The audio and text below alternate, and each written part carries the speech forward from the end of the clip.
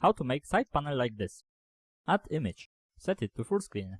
Set pivot to 1. Change encodes. Change opacity. Add second image as child. Make it about 90% of full screen. Create script. Add references. Inherit interfaces.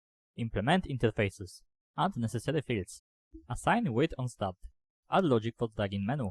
Add methods for min and max position. Assign values in onPointerDown method. Add logic that starts coroutine. Add method that checks if panel is above middle point. Add IEnumerator and write logic that slides panel on and off. Stop all coroutines in onPointerDown method. Now to make it slidable from both sides, add enum and enum field.